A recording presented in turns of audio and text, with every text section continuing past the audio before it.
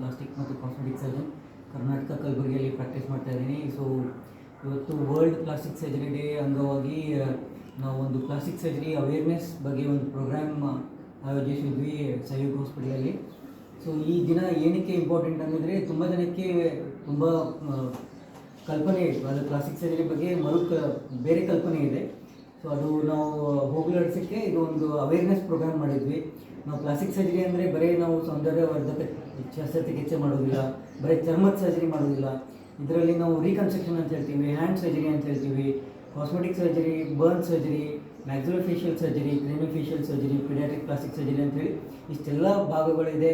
ಅದರಲ್ಲಿ ಈಗ ನಾವು ನೋಡ್ತಾ ಇರೋದು ಟ್ರಾಮಾ ರಿಕನ್ಸ್ಟ್ರಕ್ಷನ್, ಆಮೇಲೆ ವ್ಯಾಸ್ಕ್ಯುಲರ್ ಇಂಜರೀಸ್, ನರ್ವ್ ಎಲ್ಲ ಈ ಪ್ರಕಾರ ಎಲ್ಲ ಸರ್ಜರೀಸ್ ಎಲ್ಲ ನಾವು ಪ್ಲಾಸ್ಟಿಕ್ ಸರ್ಜರಿ ಮುಖಾಂತರ ನಾವು ಪೇಷಂಟಿಗೆ ಗುಣಪಡಿಸ್ಬೋದು.